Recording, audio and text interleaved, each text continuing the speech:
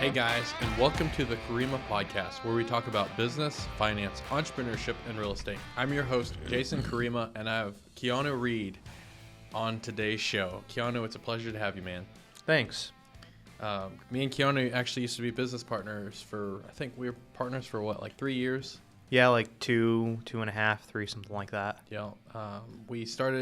We both were hungry to get into real estate, and we thought we wanted to buy and hold property, so like, rentals and all that.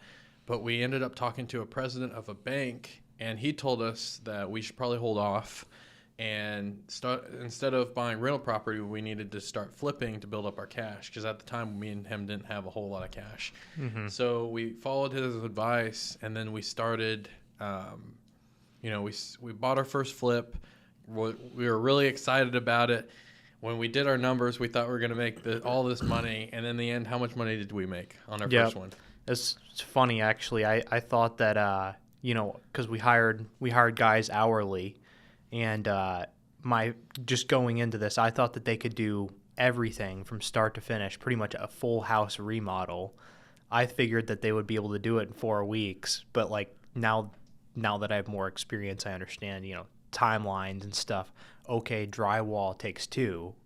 Yeah. Paint takes, half a week. Mm-hmm. You know what I mean? Especially for 2 guys. So it's, yeah, exactly, yeah. So there's 3 weeks just in itself. So I think we ended up paying like, we estimated like, our guys could do this in 4 weeks, but it ended up taking like, I don't know, like 12, something like that. Yeah, it took a long time. Yeah, it took a lot longer than we anticipated. So yeah. I think in the end we made like $3,000 to $4,000 a piece. Yeah, we thought we were gonna make like $30,000 total or something. I think it was like 9,100 or something like that was our total profit from like our very first flip. Which, I mean, it wasn't really we didn't the lose best, money, but we didn't lose money. Yeah, and that's true. The biggest thing is we got a ton of experience just from doing that first one, and so like tons of people always ask me like, what advice do you have? Like, I want to get into real estate. I want to flip a house. Like, what advice do you have? Like, honestly, I'd say just do it. Like, you're gonna make mistakes.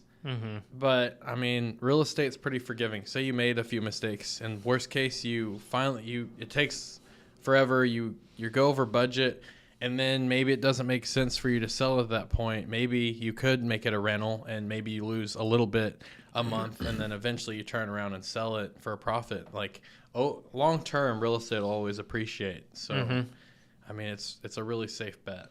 Oh yeah, for sure.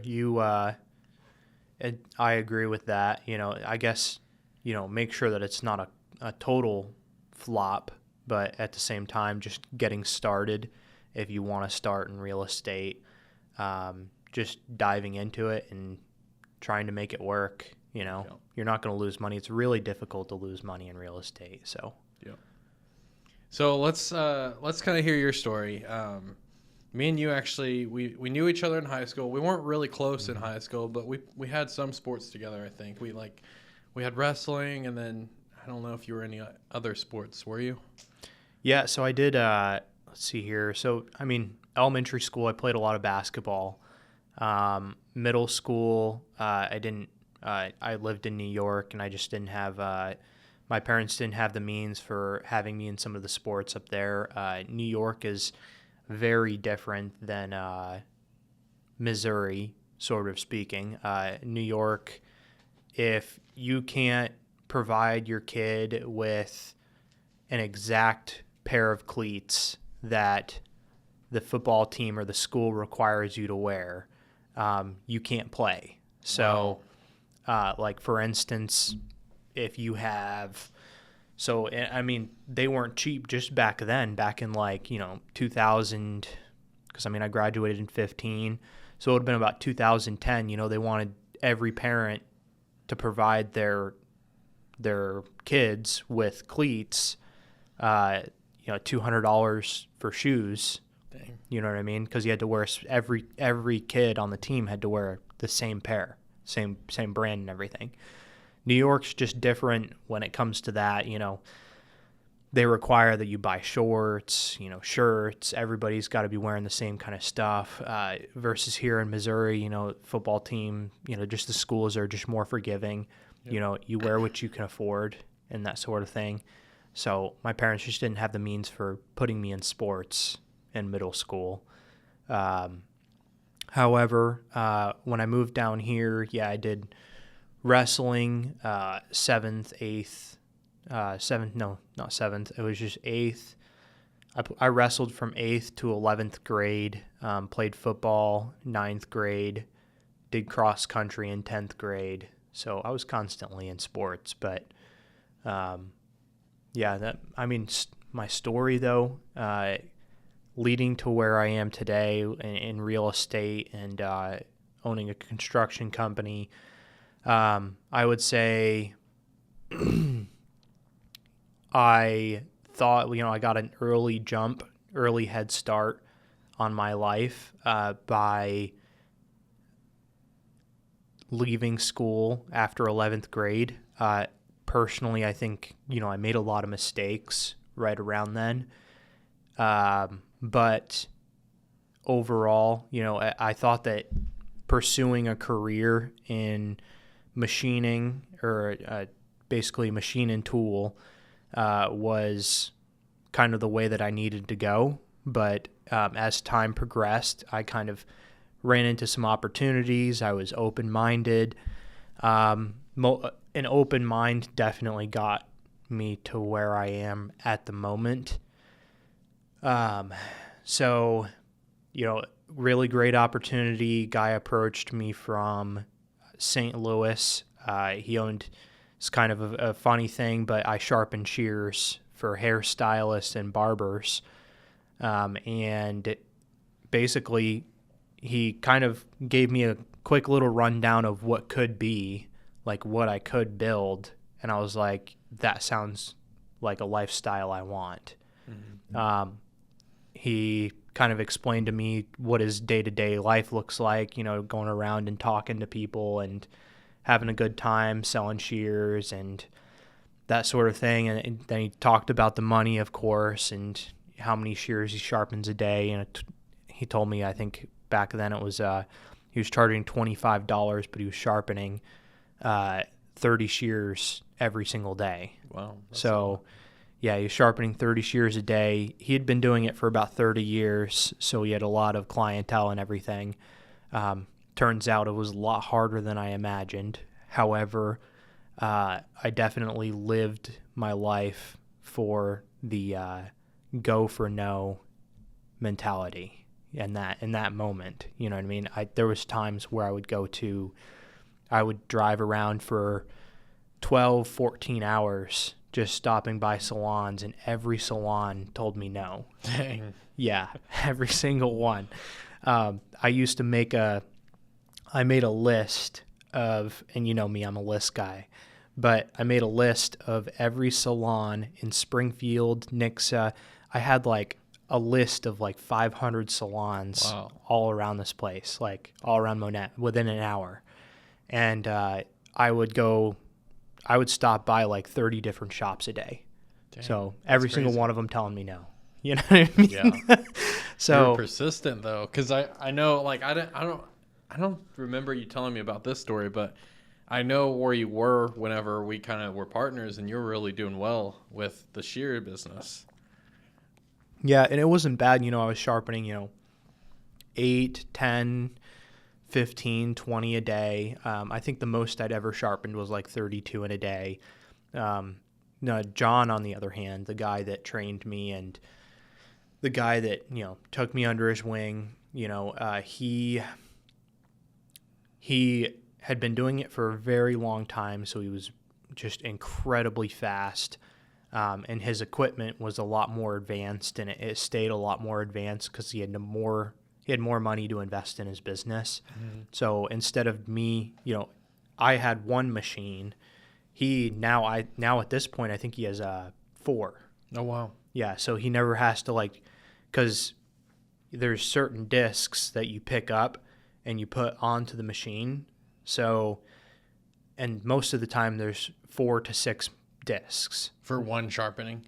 Yeah. So you would have to manually do it on each one every single time, and he could just go boom, boom, boom, boom, boom, and then switch a couple and out. He found what 4 discs, what 4 pads he can use that are the most efficient in order, so he can just keep the discs on the machines. Dang. So he can move just way faster. Mm-hmm. And then a lot of the times too, he had his son tag along with him too. Like when his son was in high school and he was out for the summer, like you'd just make his son come along with him and help him for the day. And so when that happened, he would sharpen almost double. So he would probably, a lot of times he was doing like around 60 shears. Probably like 50. I'd say like 45 to 55 a day when his son went with him. That's crazy. So, and at that point too, he was charging 35 a shear. So he was bringing home, $2,500 a day plus probably, 5 to 10 shear sales and, just he does really well for himself. Yeah. For sure. And then I remember you used to go on those routes. Like you mapped everything out to where it'd be the most efficient, how you would stop. And then every so often you'd go to Kansas City or whatever to sharpen, right? Yeah, there's a lot of the times I just did it myself on Google Maps. But they do make, I forgot what it's called. It's like Route 9 or something weird. Some type of software that would map it for you. Yeah. And make it as efficient as You'd possible. plug in the addresses and it would map it out for you, tell you the most efficient way to drive it. That was pretty cool. Learned that from a guy that was, at one point we had, I think it was like 7 to 9 shear sharpeners. John did, the guy that I was working for. And a lot was, there was a lot going on there. There's a lot of promises, you know what I mean? And things just didn't work out for them. So it ended up failing. And what do you think separated you from most people that would try the business and then fail? I think I wouldn't really say that I'm good at selling, and selling is a different subject. Selling isn't just knowing the terms to use. Selling is selling yourself as a person. At the end of the day, when somebody is trying to buy something, they really just want to deal with an authentic person, a genuine, authentic person that's going to care about their interests and put their interests first. So, like, I can't tell you how many sales I had by just saying, like, hey, no problem. Maybe we wait another month or something. And I can't tell you how many people came back next month. You know what I mean? Like, you mean, like, had you been pushy, it would have just rubbed them off and you might not have gotten it. But because you were kind of patient and been like, hey, it's not a big deal, people really like that. And you built the rapport and the relationship through that. Yeah, exactly. Because, like, you don't make friends by forcing people into things. You know what I mean? So. I think that's good. So then, let's kind of fast forward. We were partners whenever you were still sharpening. So what kind of got you into real estate? What piqued your interest with that? Or you could talk about Amway or whatever as well. Well, yeah, Amway was, that was interesting. So I did decent with Amway, you could say. I learned, honestly, Amway was like a stepping stone, a growth for me and my wife. Amway actually kind of triggered me into thinking about real estate, I guess you would say. And so Amway is a pretty interesting thing. I was just kind of going through a store and this couple, they commented my wife and they were like, hey, we like your hair or whatever. And my wife was like, oh, I'm a hairstylist. And then we ended up stopping and talking there in the store for a second, and we ended up going out for some coffee. And the way that the guy, it's a little bit different. You think of like Amway and Maluka and a lot of these MLM companies, you call them pyramid schemes. A lot of people call them pyramid schemes. They're really not the way that the system is, if you actually look into the way the system is designed. But this particular group, so there's different groups in Amway and there's different groups in Maluka. This was called LTD, Leadership Team Development. And basically they have a vetting process because they don't want to, here's the thing, if they sit down for 30 coffee meetings or 50 coffee meetings and they're careless about the traits of the individual, they'll actually end up wasting more time than if they're particular about the traits. Mm-hmm. So when he sat down with me, he asked me questions like, Keanu, where are you on a scale of 1 to 10? 1 being that you're living in a cardboard box, and 10 being you're living your dream lifestyle. And I told him 7. He asked me why, and I was like, and actually, this is the funny thing, is he told me that, well, he didn't actually tell me that my answer was incorrect for his book, for his list of answers that he was looking for, but somehow I kind of knew. And I told him, part of it was because I just, got saved. I just followed through with salvation with Jesus. That's awesome.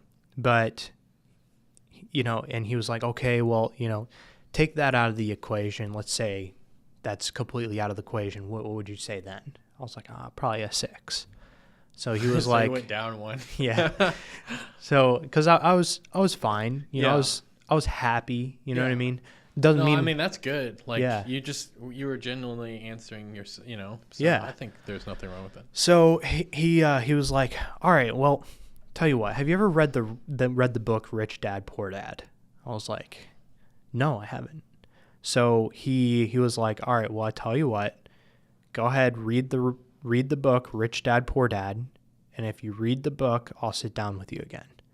And he kind of told me his story. He was like, I ran into this guy about 5-10 years ago, and he's put me on a path where within the next couple years, I'm able to just let go of my full-time job. So that right there just intrigued me. I was like, all right, I don't want to work until I'm 40. Like, I want to be living my dream. I want to be living how I want to live. Yeah. So he went, so I went home, I read the book. I actually listened to it on YouTube. The book is amazing. Probably, that book changed my life, literally. Though it changed my mindset, the way that I look at things. So I immediately, I was reached out to him. I was like, dude, this book's amazing. Like, we got to sit down together again. So then he actually gave me the next book. It's called Business of the 21st Century. Mm-hmm. So, and this is actually a book by Robert Kiyosaki, and he talks about how MLM is good and how, it can have some benefits for, your business and just your business mindset and everything. Mm-hmm. I think what I like about MLMs is they are really good about training people's minds to have a better and a growth mindset. Mm-hmm. So, like, even though there's a lot of people that try them and they don't succeed, but like for you, for instance, like I know you were pretty successful with it, but it helped you a lot in other areas because you had an open mind, and then you had the growth mindset, mm-hmm. and it just opened a lot of doors from that, right? Oh yeah, yeah. And then let's go back a little bit real quick. The reason why you had said, you ranked your life at like a 7, right? And that's really good. That's pretty high. I think, correct me if I'm wrong, but the reason he asked you that is he's trying to find people that aren't necessarily really happy with their life, and he wants to sell them like an opportunity to have a better life. Is that right? So he was probably looking for someone that's like a 3 or a 4 mm-hmm. that wants to get to a 7 or an 8 or a 10, right? Exactly. Yes. And the funny thing is the more you do, and say you open up a business and the bigger it gets, it's kind of weird, but your life, your number goes up, but it also comes down. Because you have more problems. Yeah, partially. You do have more problems, but you also,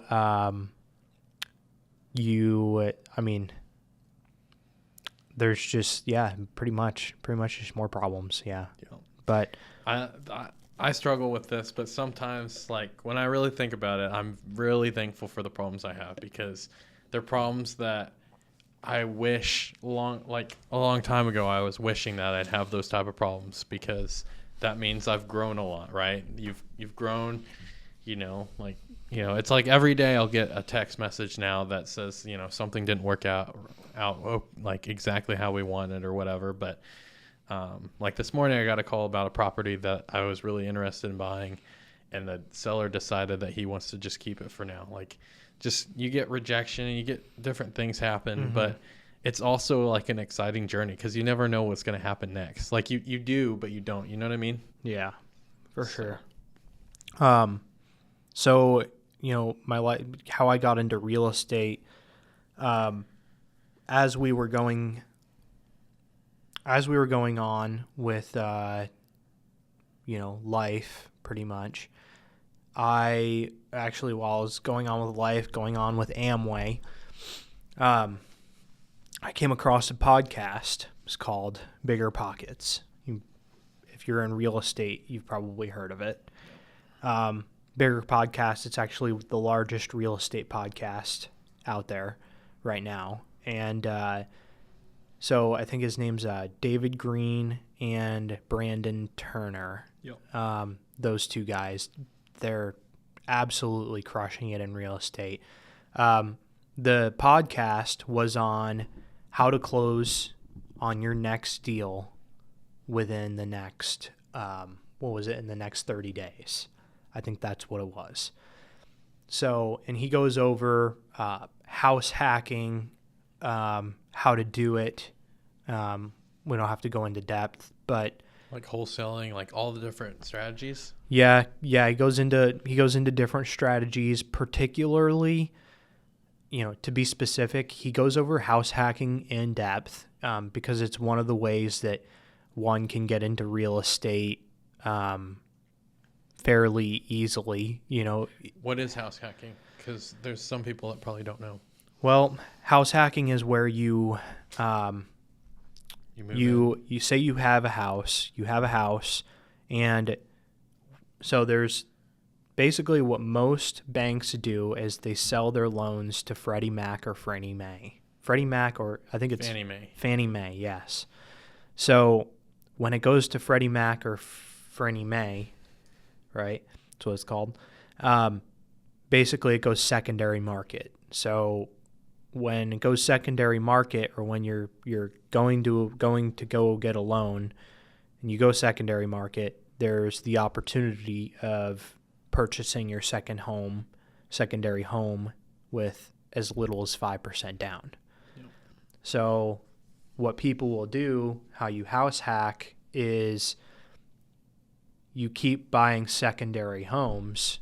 A lot of the times you can have up to 10 secondary homes, secondary market loans, and once you'll end up paying private mortgage insurance. That kind of sucks, but you can get up to 10 most of the time. So you basically, you buy one secondary home and you rent out your old one, and then the next year you buy two secondary homes, and then you rent out now you have 3 rentals.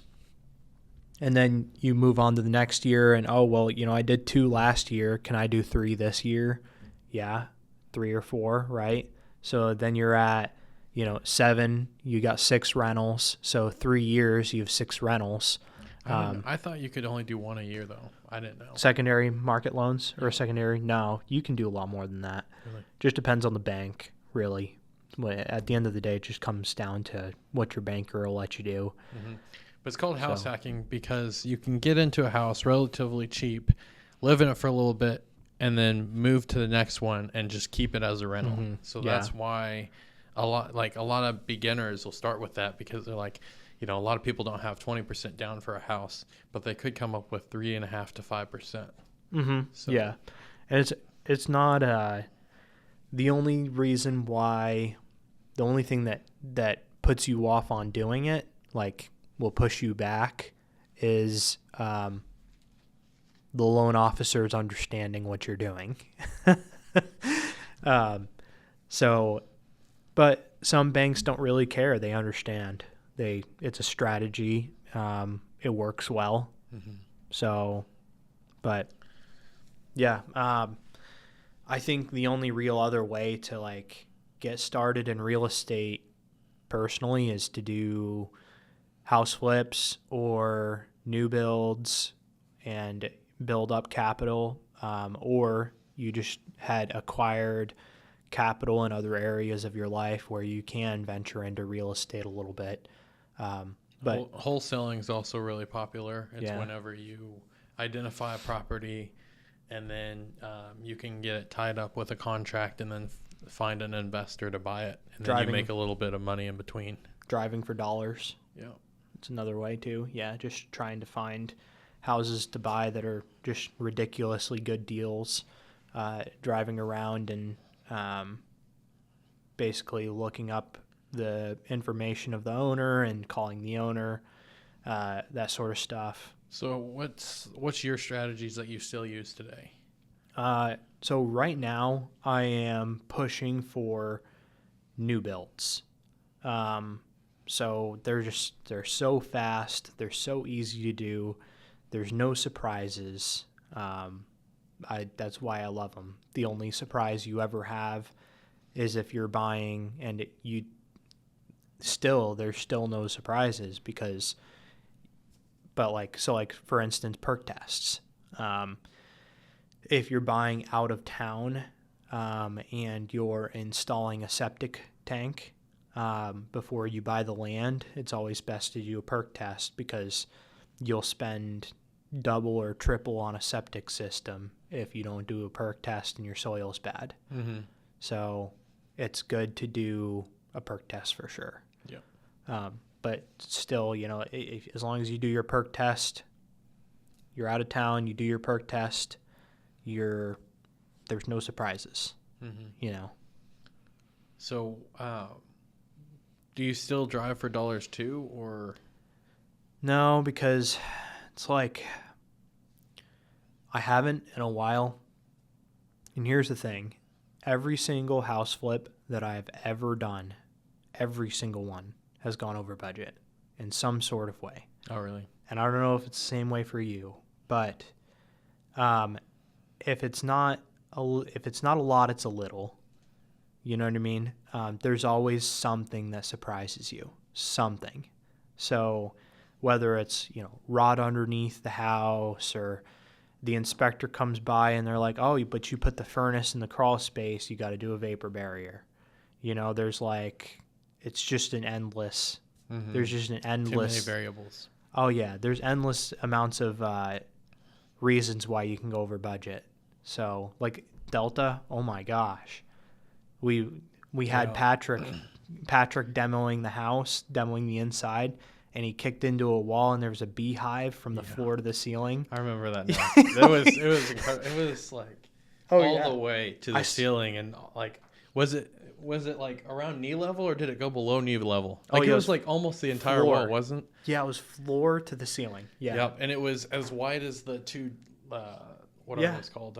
Studs. It was like 16 inches. Yeah. 16 inches of beehive. Yeah, it was just, I don't know, it was crazy. So we found a guy, I don't know, it was like $100, I think, is all they charged, and they took it all out. Yeah. We learned after that you don't pay for bee removal. Oh man, because I don't remember that. The honeycomb is so valuable. Okay. People will come get it. You just gotta post about it and find the right person. Oh yeah, I've got a guy. I had a house up in Pierce City, and we had a guy that stopped by. He said he stops by every summer for the honeycomb. That's actually pretty smart. I never thought about it like that. Yeah. He comes out, that takes house the honeycomb and sells it. Yeah, I mean nature's nature, but that house was pretty disgusting. I don't know if I would have eaten the honeycomb or anything from that one. Well, that one was so the honeycomb was back in the woods though. So there's a big beehive, like way back behind the house, like probably a quarter mile, half a mile back behind the house. So the guy just went down the trail and like went over towards the trees and got the honeycomb. Oh, from the trees. really? Yeah. So after you got out of Amway, then did you move on to real estate? Or, I mean, I remember you were doing the shears still. Mm-hmm. Did you quit Amway and then get into real estate, or how did that work? Yeah, so I I was in Amway, and I listened to the Bigger Pockets podcast while I was in Amway. And once I listened to that podcast, that's when I was like, after that, I told the guy that was basically training me in Amway, I told him, hey, I have money, I don't have time. Mm-hmm. So right now, I want to try and find something that I can put my money in. It doesn't make sense for me to be pouring all my time into Amway. Yeah. So he was like, okay. Didn't want me to do that. Didn't want me to leave. That sort of thing. Tried to convince me to not do that. But then I started trying to find deals, and I talked to you a couple times, and I was like, I'm pretty good friends with Jason. I get along with him and everything. So I'm going to go see if he wants to try and find a deal with me.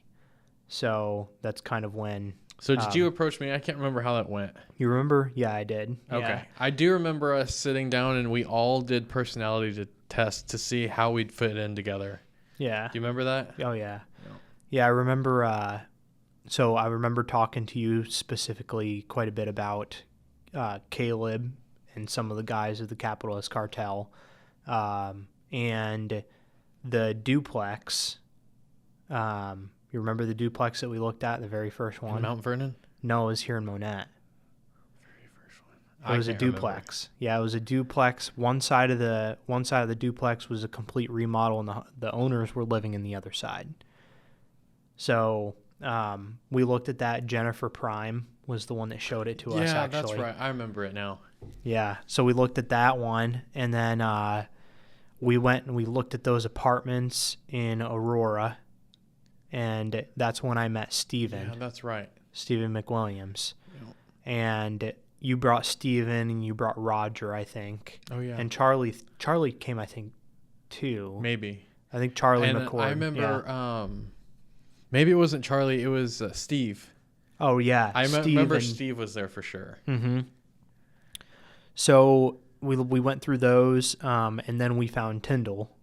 And I think after Tyndall was our first flip. Yeah, we placed a couple offers on other houses too. Mm-hmm. After Tyndall, there was one off of Myrtle and Monette, I think.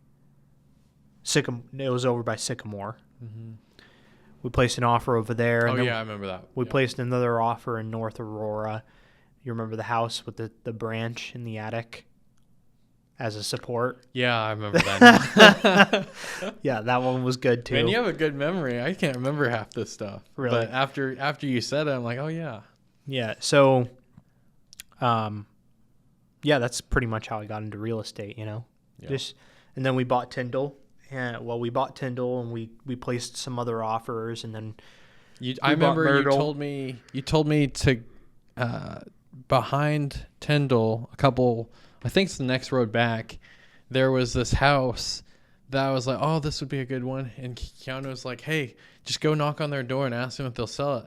And I'm like, okay. And I actually did it. And he didn't think I was going to do it because how many people would just be willing to knock on someone's door and ask them, hey, will you sell your house?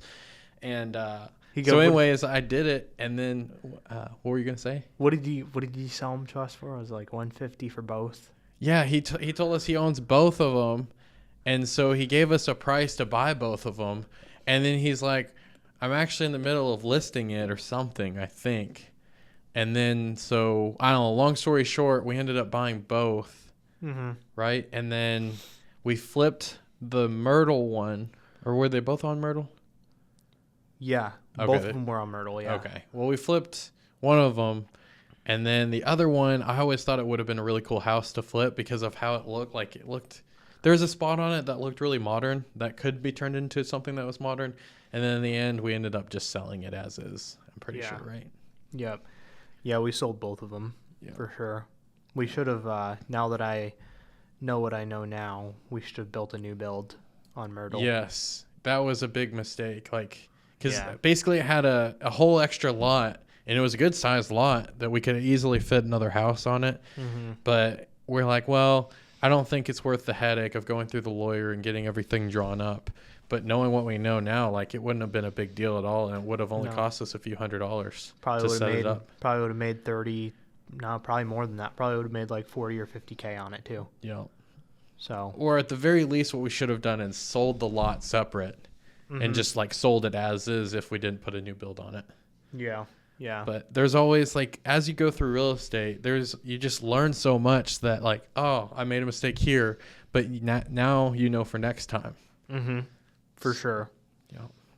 I made a mistake recently. I sold Keanu some lots in Pierce City. I should have kept them. No, I'm just kidding.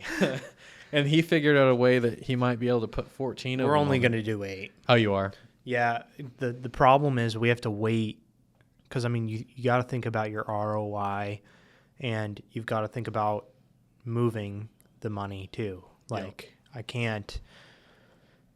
You're only going to be able to do so much in this lifetime. So, if we went about trying to do 14, we would end up doing, like, we would probably end up in a 6-month process of trying to get it approved. And by then we could have half of them built. So I see what you're saying. We can just build on them now as is, no questions asked. They're already platted. But if we go and we try to replat it all, then we're into. I'm impressed though. You're able to fit 8 in there. Yeah, we can fit 8 for sure. I remember when we bought them, we only thought we could build 6. I'm pretty sure we thought we could only build 6. I knew for a fact we could build 7. Oh, really? 7. Yeah, but I think we can build 8 as long as they grant us the variance. And we'll just have to do like a 20-foot wide home, which will be kind of small. But you remember the one in Aurora that I built, the second one? Yeah. The one with the covered porch on the front. Yeah. So we'll have to do that basically on the on that side, that small lot in the back. Yeah. So well, let's go into that a little bit. What are some of the mistakes that we've made in real estate? Like one of them is, like, we learned don't pay guys hourly. Like, you still pay guys hourly, but you figured out, how to tell if your guys are slacking around or if they're getting a lot done, stuff like that. And you now know how long it's going to take for everything, how long you can expect things to take. Yeah, and I think that's the real kicker, is like how long things take. And whether or not you have the equipment for stuff. So, just taking, I mean, the breakdown of a build, just for instance, concrete comes first. Well, if you don't have a really good concrete finisher, don't even try it. So you would say sub that out. That's step 1, very, very first step 1. And then there's a lot that can there's a lot that can go wrong with concrete. So it's a lot easier, it's a lot less risky to sub it to a subcontractor that carries the liability of if something goes wrong. Mm-hmm. So, like, all of my subs on concrete, we don't do deposits. You guys pay for your own mud. You guys pay for your own material. At the end of the job, I'll pay you. If I have to do a deposit with you, you're not big enough for me to work with. So, taking, next steps into consideration, framing, that's one thing I always provide material for. The plumber, the electrician, the plumber and the electrician, they always provide their own material too. I just provide fixtures. Then finish work, on the other hand, that's one thing that, like, basic tooling is used. So, like, setting cabinets, setting your plumbing fixtures, your toilets, that sort of stuff. A lot of the times I let the plumber do that anyways because he gave me a bid. Mm-hmm. And he's quick at it. He does good. There's never any problems, you know. So I might as well just let him do them. Same thing for the electrical. But when it comes to like finish work, so trim, doors, cabinets, countertops, that's basically it. For those things, my guys always do. Mm-hmm. So setting like what's it called? Like all the finish work, basically. Yeah, exactly. Yeah. So siding, on the other hand, I've got a guy that works for me, and he does just subs are amazing. Yep. If you have the right subs. So yeah, a lot of the times by the job works great. My guys, on the other hand, that work hourly for me, I have them do a little bit of everything. Basically, we do a lot of remodel work. I'm trying to transition them into just doing finish work on new builds, though. The problem there is I have to do 52 a year. Dang. So in order to keep them busy full time. So 52 new builds? Yeah, I have to do 50, technically 50 plus. So you're saying like if you stopped with the construction company and just focused on building for yourself, you would have to do 52 a year to keep your guys busy all the time? Yeah, because I got, starting on Monday, you know Adam Crouch? Yeah. He's going to start working for me too. Oh, really? Yeah. So in order for me to get my 6 to 7 guys busy year round, and if I were only having them do finish work and that's it, I would have to do 52 a year. So I know my framers can do 52 a year. I know every single one of my subs can do 52 a year.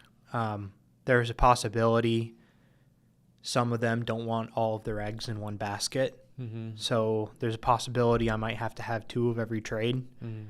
But I'm just going to kind of cross that bridge when I get there. Yeah. Now, the biggest thing that a lot of people don't think about is, like, say you get your project funded, say you could build 50 at a time. The carrying cost of, like, the monthly insurance, and all your mortgages on everything is just, it's astronomical usually. So it's really hard for people to be able to do that many at once until they're really established. So I don't know, like that's just something that a lot of people overlook, I think, whenever they think about. And so just take this into consider. Take this for instance, right? Say I build, and I mean I'm not doing it alone either. So like I've got 12 new builds scheduled for 20, taking Pierce City and the lots we're buying. I've got 12 new builds and 1 duplex scheduled for the next year to be built. My goal is to reach 20 fairly easily. That's a big goal of mine right now. Short term, I would say. So basically what this larger investor is going to do is he's going to make a cash injection into a partnered LLC, and he's buying land and he's transferring it to the LLC, and I'm transferring my land to the LLC. So we're basically transferring everything into one LLC.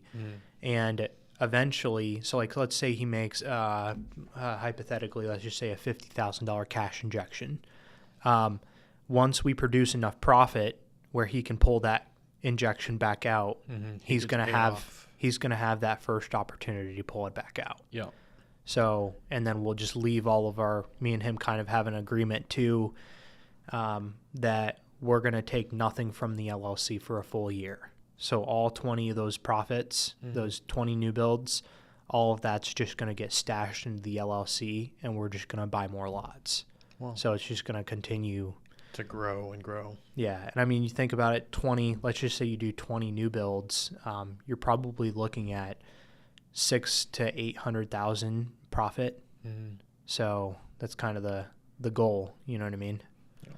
But when you think about it that way and you start slower, So you just do 1 or 2 and you get your account built up. It's really easy to carry those things. So yeah, it's not such a big deal, but like say you're starting out and you don't have any assets and you don't have a whole lot of cash, like it just seems impossible to ever get there, but every year you get closer. As long as you don't make a big mistake that, takes you a couple steps down, eventually it gets easier and easier. For like newcomers, like new guys starting out in real estate, I highly recommend like, a small lipstick house flip that you can, it may seem ridiculous, but if you can get your hands on something that's $20,000 to $85,000, somewhere in that price range, and you can add 20% in value, and take your sell it and take your profits back out and do that a couple times, I think it's a great idea. If you can lipstick something you buy for $20,000, that's pretty impressive. You got a super good deal. No, right? Yeah, you're not going to be able to lipstick a $20,000 house, no. But an 85, yeah, for sure. Like I've got this one house in Crane, and we bought it for what did we buy it for? We bought it for $55,000. I put $23,000 into it, and the ending value of it was $132. Mm-hmm. So that was a really good deal. Yeah. You know what I mean? I was only in it for, hypothetically, let's just say with closing costs and holding costs and everything, maybe like $78,000, $79,000, and I refinanced it and put a renter in it. So I think it was like 116-ish, 116, 115, somewhere in there, So I actually got a $21,000 check, or no. Yeah, it would be even more than that, a $36,000 check, and I kept the property with 20% equity. Yeah, that's pretty good. Yeah. We did one recently. It's not a completely done deal. I mean, we bought the property already, but we're paid. I got the lady to agree to $15,000, and then a couple nights went by, and me and Haley talked, and we're like, "Hey, let's give her 20. I think that would be good. I think the numbers work well. Let's give her 20." So we decided. We called her up, and she's really excited. And then we're turning around. We thought we were gonna flip it, but someone approached me about it because they were one of the neighbors, and they're like, "Hey, would you sell this?" And I'm like, I thought about it, and later I got back to him and said, "Yeah, we'll go ahead and sell it." So I told him $45,000. He agreed. So it's under contract to sell it for that, and then we're gonna build a house next to it, and I think their profit will be close to $60,000 or so on the new build. So altogether, I mean, around 80-something thousand profit, 90,000 in profit, somewhere in there. Wow. Yeah. So, and I don't take any credit for that. I think that was definitely a God deal. But, and let's kind of go into that. Like, how has faith played a role in your business? Gosh, it's played a role in every aspect of my business. Because the other day in Bible study, we went over reasons why God won't hear your prayers. Because the question was, does God hear all prayer? Well, and hear, listen, they're similar. They're not the same, but they kind of are. Take it as the same in this instance. So 3 reasons why God won't hear your prayer. Motives. Your motives are wrong. They're not for his glory. They're not his will. Sin. If it's sinful, don't expect God to bless it. And faith. If you're not faithful about it, if you're not being faithful to him, don't expect him to hear your prayer. Yeah. So I have a slightly different twist on that. Like, I personally believe that God, I think if you pray to God and you're praying to the living God, the one and only God, that, or the true God, that he hears every prayer, but a lot of the times the answer is no. And then going into what you said about those 3 reasons, absolutely. If there aren't his to glorify him aren't lining up with him, then I think he'll hear it, but I don't think he'll bless it. He'll say the answer is no or whatever. Yeah. That's my personal take on it. Yeah, but we're both pretty much saying the same thing. Yeah. Pretty much. So really though, if your motives, and that's one thing that I've really tried to line up, going into real estate. I told you about the book that I read. This is probably my favorite book. I noticed you had a question here about favorite book.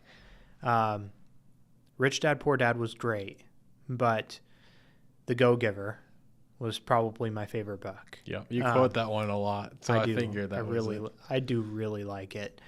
Mm-hmm. Give a really quick gist of what that book's about.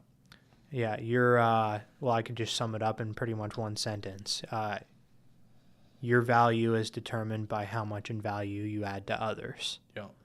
So, and your worth, your net worth and your worth is determined by how much or how many people you serve. Yeah.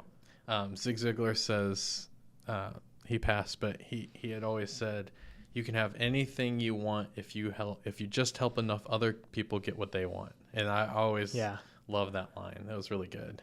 Well, I love the scene. So it's not really a scene, but it's right in the beginning of the book. And basically the Go-Giver, there was the Go-Giver, and he was recognized as Pindar. Mm-hmm. And the guy, I'm pretty sure he's recognized as Guy, but basically he says, so the Pindar invites him out to his house because he has a lot of money invested in stocks. And this guy's firm was trying to win over his portfolio. Yeah. So he called him up. The guy called him up and he was like, hey, listen, I've got some projections. I've got some ideas, things we can do for you. I'd really love to sit down with you so we can maybe go over them. So he's like, sure, come to my house at 8 a.m. He's like, really? You just come over to your house? All right, I'll be there, And he goes, so he sits down and he walks in. It's a beautiful home. And the lady that answers the door, it's kind of like his assistant, basically. She guides him back to the lounge area or whatever, wherever they're sitting. And he sits down and Pindar comes out, greets him, says a few words, and the assistant comes out with some coffee. And Pindar goes, doesn't she make a really great glass of coffee and cup of coffee? And he goes, yeah. He's like, this is really amazing. And Pindar was like, yeah, I've been trying to help her open up her own shop. Mm-hmm. And he goes, oh, you guys will make a killing. The guy said that. And Pindar goes, you see the difference? He goes, I said I'm trying to help her open her own shop.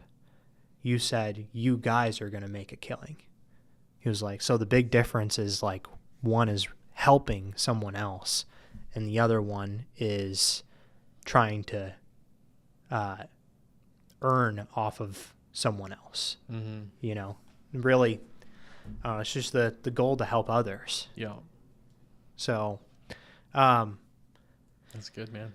Yeah, but it works in every aspect of life, really. Just in one section of the book, his wife was really frustrated with him. How often does that happen? No, I'm just kidding.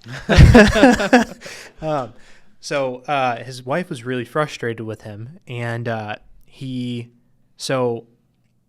Pindar gave him assignments almost every week, right? He gave him assignments every week. They met every week. And as long, I think it was either every week or every day. Wasn't it as long as he met the assignment, then he was fine? But it was based on the honor system. So had he not fulfilled the agreement, he said that you would call me and we would know that we're not going to meet anymore. Right? Yeah. Something like that. So one of his assignments put him in a spot to listen. And so he ended up his wife was just having a bad day and she was really frustrated. And I don't know. Apparently, he has a really hard time of just sitting still and just listening to his wife. But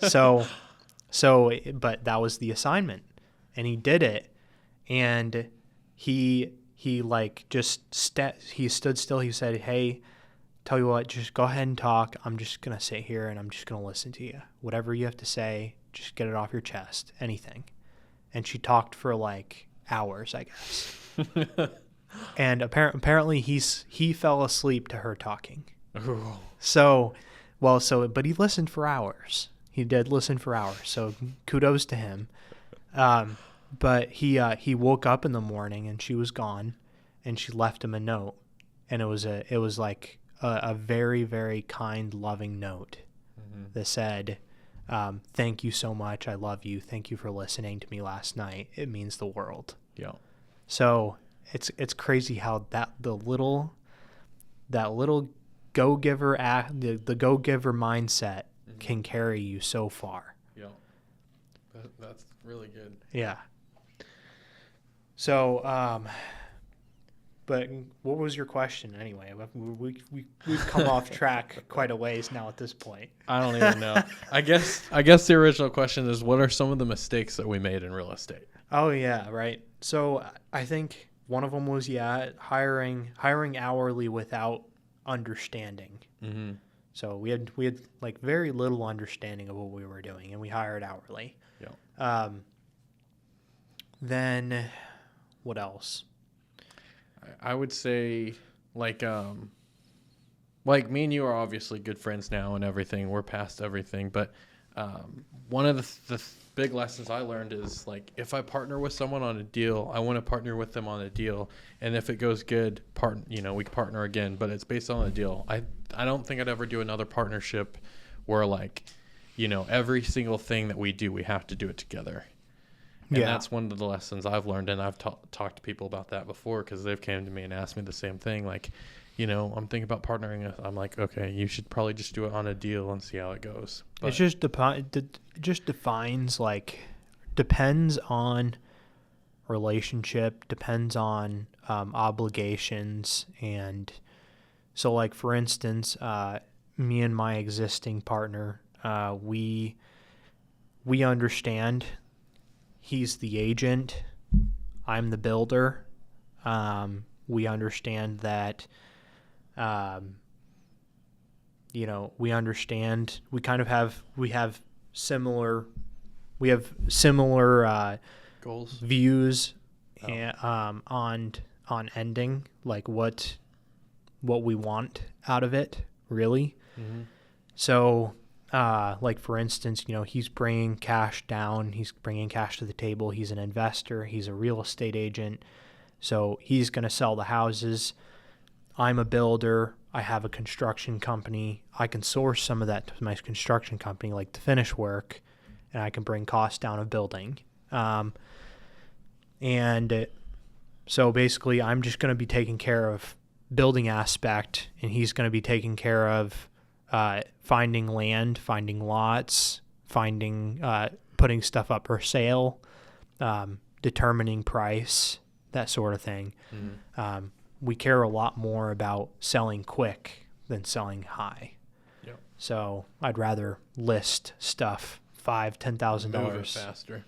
Yeah, exactly. So as long as we both have the same motives, it's really crucial that you have the same motives. But I do see that particular, situation taking off and going far.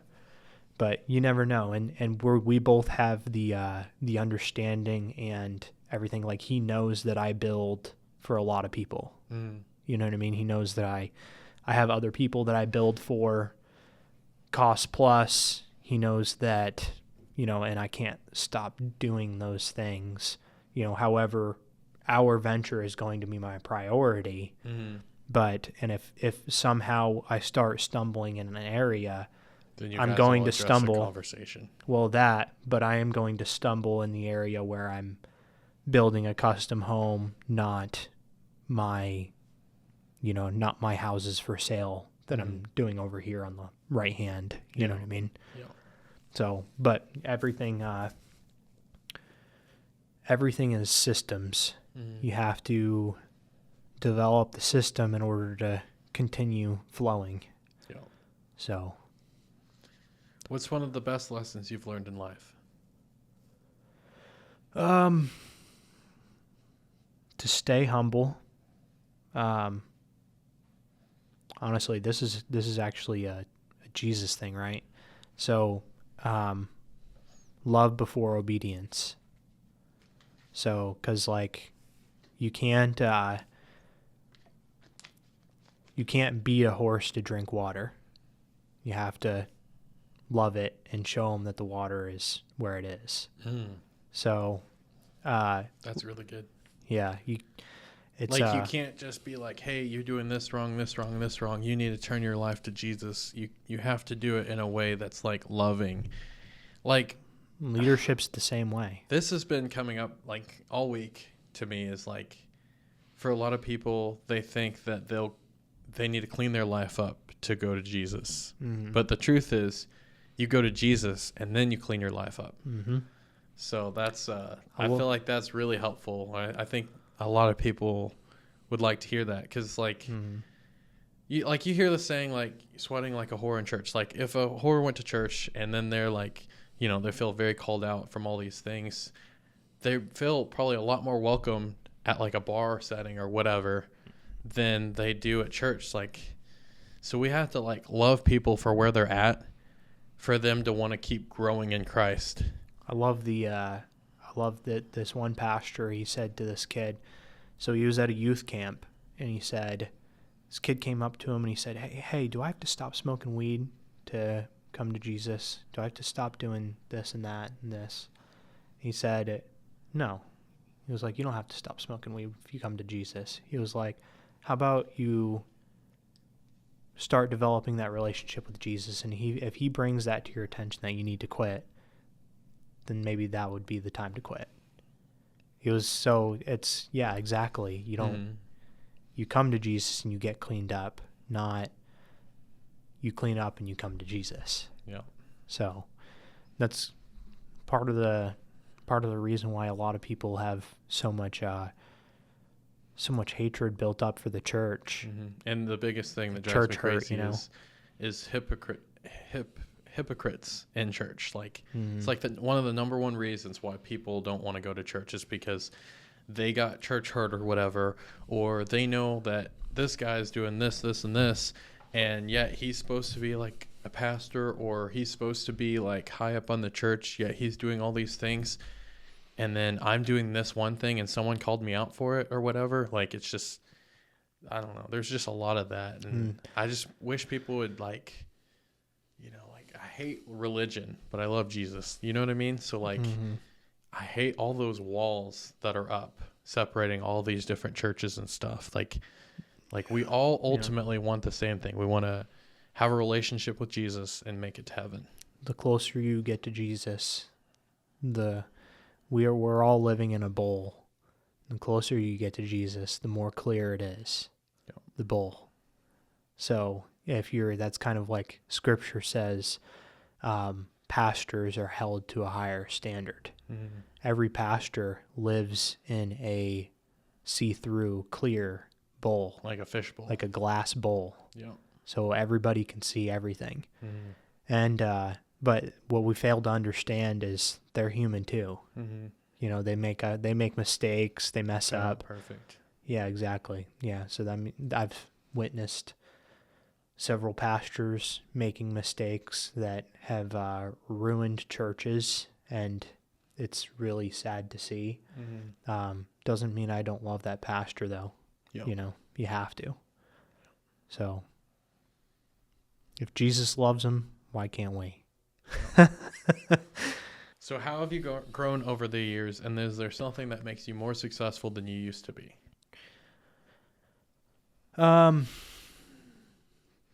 I think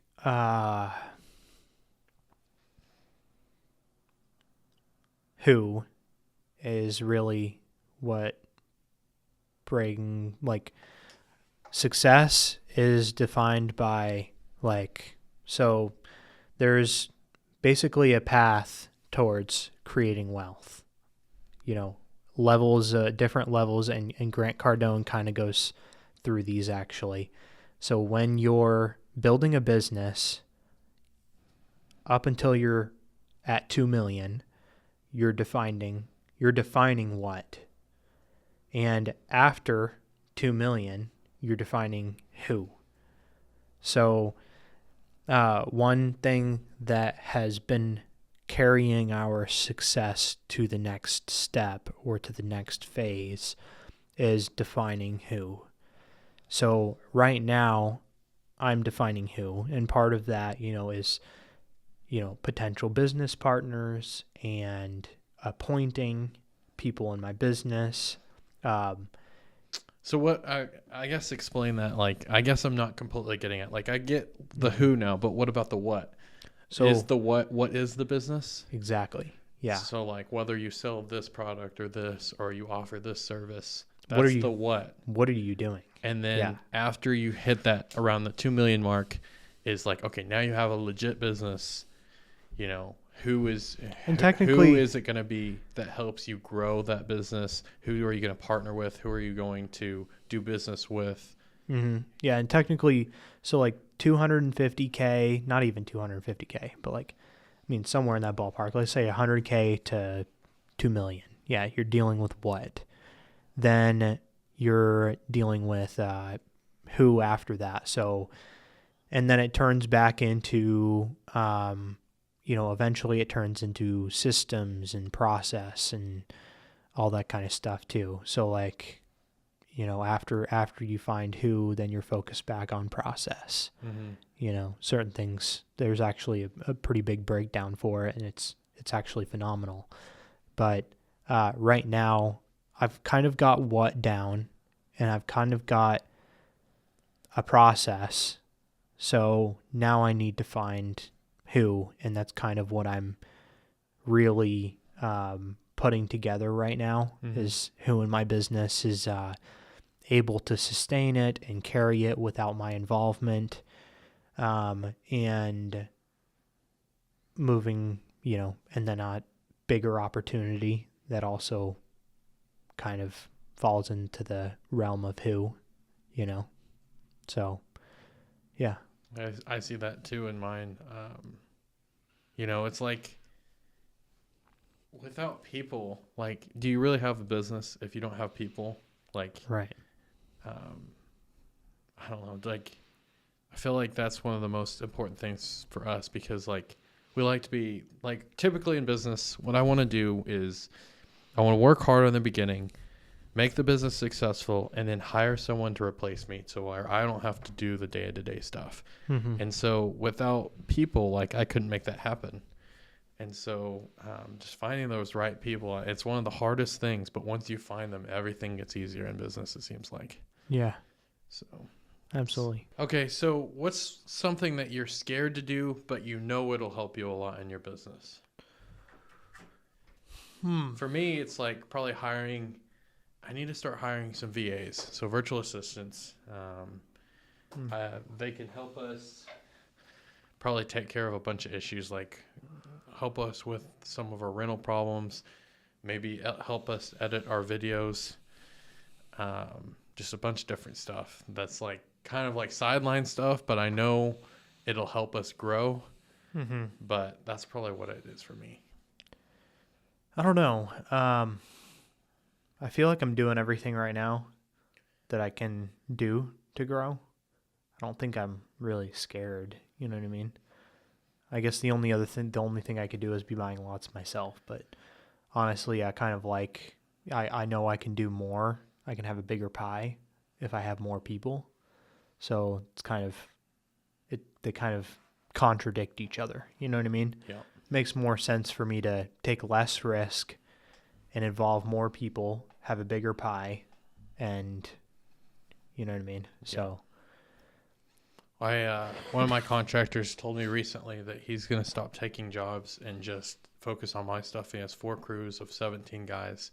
So I'm really excited about that. Mm-hmm. But also I feel like the little bit of like nervousness behind that too. Like, okay, this many people are depending on me. I have to, keep buying stuff and, keep work coming for them. I mean, of course, you could always just advertise again and be like, hey, I'm taking jobs on again if we ever got slow. But I'm also excited because, like, I don't think I've ever been in a situation where, like, 3 or 4 of my projects were getting worked on at the same time. It's usually been, like, 1 or 2. So, like, the other day, 3 of them were getting worked on. It's like, man, this is awesome, and they're making a lot of progress. So I was really excited. That's good. What advice would you give to someone that really wants to succeed in business? Maybe they're like 19, 20, 22 years old, something like that, that's like hungry, wants to have success, wants to start a business. What advice would you give to them? I really like what the guy said in the Capitalist Cartel that night. Actually, he's talking about core values and how if you don't know what you want in the end, you're not going to be happy. So I think it really comes down to, like, what's going to make you happy. Like, for instance, that guy on stage, he had said, well, I had made $300,000 a month. I had done this, I'd done that, and I've made millions of dollars. He was like, but I put off my family. Showed a picture of himself. He was, overweight, and he was overweight. He was unhappy. He was miserable. Yeah, he looked tired. He had an energy drink out, like, so I would say just define what you want first. Like, just because success looks different for everyone. Success for one guy might be, like we were talking about the other day, being a youth pastor. And success for another guy might be owning a Lamborghini. You know what I mean? So it could be anything. So I guess just define what you want first. And then when you figure out what you want, talk to somebody that can help you get there. So that's good. That's really good. What legacy do you want to leave? We can talk like material things that you want to have accomplished, stuff like that. And then also, after you pass, what kind of legacy you want to leave for your family or whatever. Definitely like Bugattis for each one of my children. No, I'm just kidding. I would say legacy, I want to leave my kids with something that they may be able to build onto. I do firmly believe, I think what's his name? Wasn't Denzel Washington. It was one of the guys, I think it was one of the pastors. It wasn't Michael Todd or anything, but a guy said once, may have been him, but he said, it's not what you leave to them, it's what you leave in them. Right? Your kids. So I'm not really too concerned about what I leave to them. Definitely just what I leave in them. Yeah. So if they see what I'm doing as an amazing thing and they want to be a part of it, and like I'll teach them how to do that. However, I do think that, really at the end of the day, God's word means the most. So if God has a different plan for them, you're fine with them moving on and doing something else. Absolutely. Yeah. I think as long as they're doing God's will and trying to push and strive for that, I think that they're doing the best that they can. Yeah. So that's cool. It is kind of neat. Kaya, my oldest, has a lot of similarities with me. Like, for one, she has ADHD, or funny. At least we're pretty sure. But I don't know. I just see her. She has some leadership qualities and stuff, so I could definitely see her taking what I built and running with it. Yeah. But if God calls her to something else, I pray about that all the time. Like, whatever God's will for them, I pray that we give them everything that you need us to give them to help them. Like, not giving them physically, but like, pouring into them what all the stuff that they need to learn and all that to be successful, whatever God calls them to do. Yeah, so. Absolutely. I think that you know, I would love for my daughters to be like, you know, I want to give them the opportunity to do what they want in life, but it would carry a lot of joy in my heart if my daughters did come up to me and say, "Oh, hey Dad, I've got a great idea. I'm going to sell lemonade tomorrow and I'm going to make a killing." You know what I mean? Yeah. Versus, "Hey Dad, I think I'm going to go work at Brahms." Yeah. You know what I mean? I would rather see them try to invent something or do something with their mind, or Entrepreneurially. yeah. Yeah. I just think it's exactly so. Yeah. I think about that stuff a lot, so it's kind of, I don't know. And it's also cute because, like, you think about your kids growing up and all that, and it's just like, I don't know. You just kind of wonder what they're going to want to do. Like, do you ever think about that? Autumn definitely wants to. She loves animals. So I know she wants to go, like, work in a zoo or be a vet or something like that. I don't think she'll be able to put up with, like, you know, having to put down dogs and stuff like that, though. Yeah. So I don't think she'll be a vet. Maybe like a vet's assistant or something. Yeah.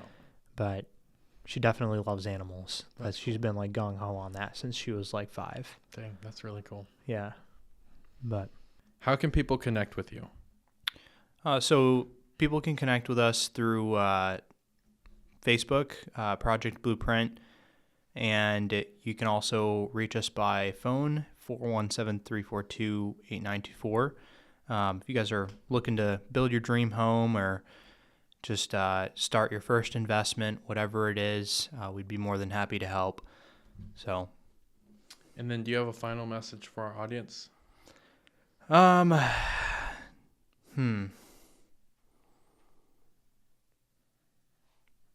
Treat every day with as much love and kindness as you can. Dang, that's really good. Thanks. Yeah, that's really good. Well, thank you guys for watching the Karima podcast. Make sure to like and subscribe, and we'll see you on the next video. God bless you guys.